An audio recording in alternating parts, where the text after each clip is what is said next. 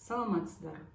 Мен Темирова Индира Абубакыр-қызы, Ақтөбе көлік коммуникация және жаңа технологиялар колледжінің теміржол көлігіндегі тасымалды ұйымдастыру және қозғалысты басқару бөлімінің арнайы пән оқытушысымын. Бүгінгі қарастыратын тақырыбымыз жылжымалы құрам және пойыз тартылымдығы негіздері пәні бойынша газотурбовоздар, турбопойыздар, дизель пойыздар, автоматрис, мотовоздар туралы жалпы түсінік беру. Осы кезге дейін біз сіздермен қарастырылған жалпы жылжымалы құрамдар, өздеріңіз білесіздер студенттер, бұл тепловоз және локомотивтер. Негізгі теміржолдың мақсаты осы жүк және жолаушы тасымалын жоғары деңгейде ұйымдастыру. Сондықтан да теміржол көлігіндегі жұмыс жасап жатқан жылжымалы құрамдардың өз деңгейінде жұмыс жасауы бұл негізгі талап. Сондықтан да бүгінгі қарастыратын осы жылжымалы құрамдарымызға әрқайсысына жеке-жеке тоқталғым келіп отыр. Газотурбовоздар.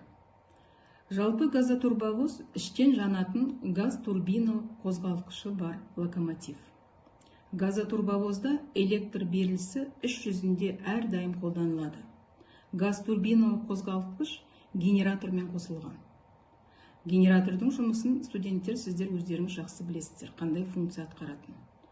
Осы генератор арқылы өндірілетін ток локомотивті қозғалысқа әкеледі. Жалпы газотурбовоздар төмен сұрыпты сұйық отынмен, яғни мазутпен жұмыс істей алады. Бір күштік агрегатта шағын габаритті мөлшерлерде үлкен қуат шоғырланады. Турбинадағы бөлшектер саны поршынды қозғалтқышқа қарағанда едәуір аз. Яғни жөндеу шығындары мен құны қысқарады.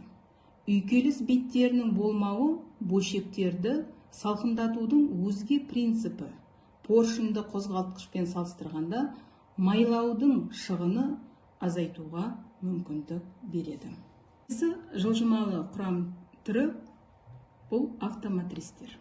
Жалпы автоматристерді шағын жолаушылар ағымы бар желілерде жолаушыларды тасымалдау үшін және қызметтік мақсаттар үшін қолданылады. Жұмыс істеу принципі. Жалпы іштен жанатын карбюраторлы бензинді қозғалтқышы бар екі біліктілік қызметтік автоматрис кең таралған. Оның беріліс қорабы арқылы иінді білігі, кардан білігі және осьтік редуктор қозғаушы доңғалақ буымен байланысты. Автоматристердің жылдамдығы 120 км/сағатына және 70 жолаушыға арналған орынмен қамтылған.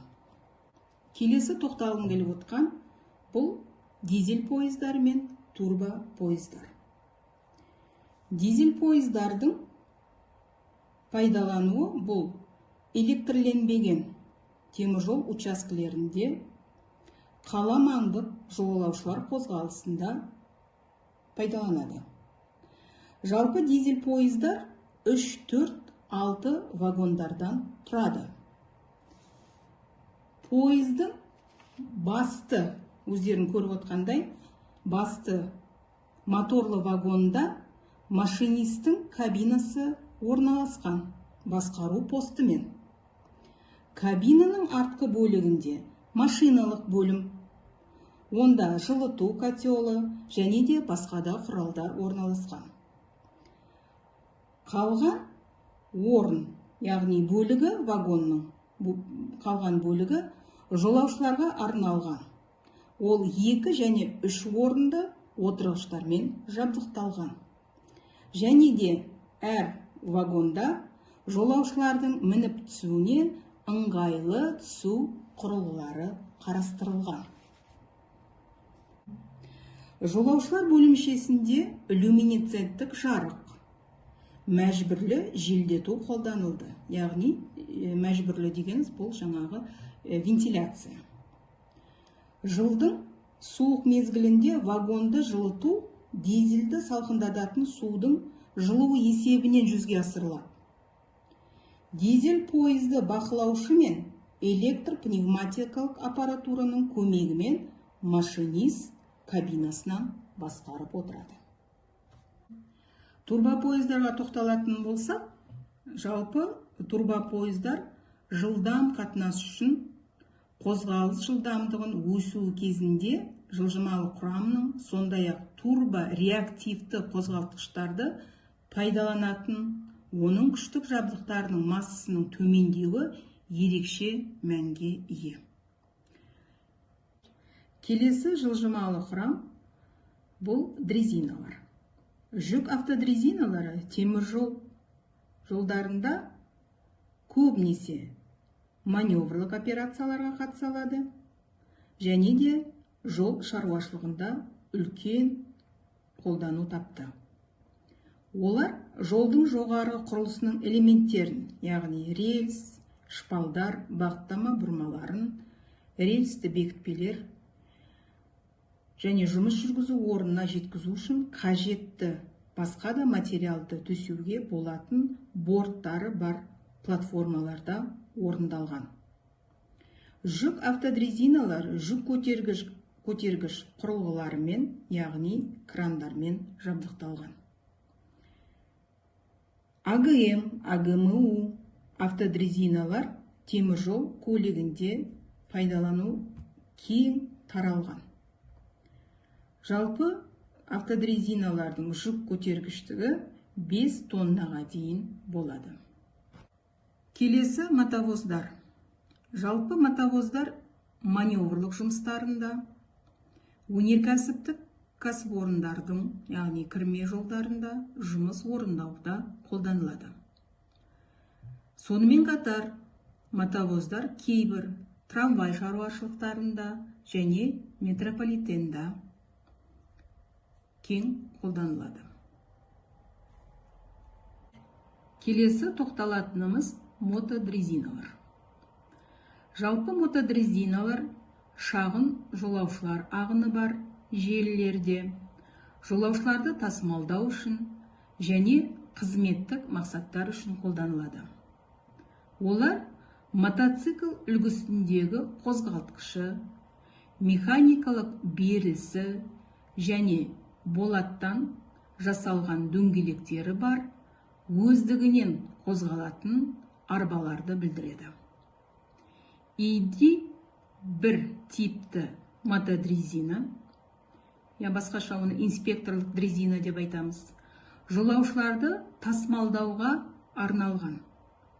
TD5 типті мотодрезина, транспорттық дрезина деп атаймыз, жолаушыларды сондай-ақ жүктерді арнайы тіркемелерде тасымалдауға арналған. Рельс үстіндегі автобус.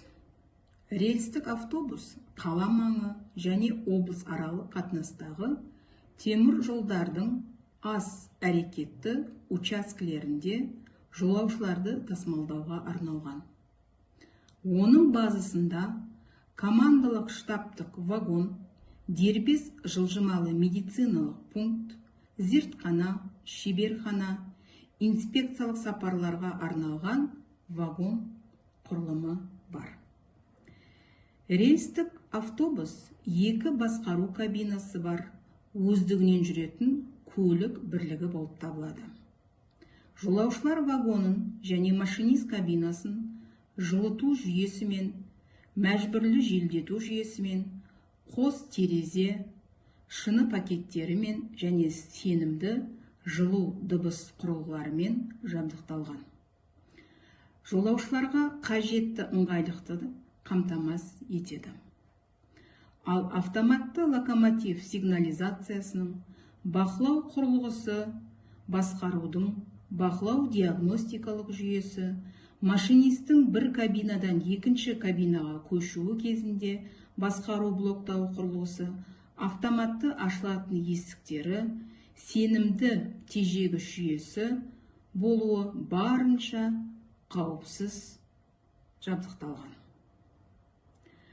RA1 рейсті автобус конструкциясының жылдамдығы 100 км сағатына, қуаты 310 кВт.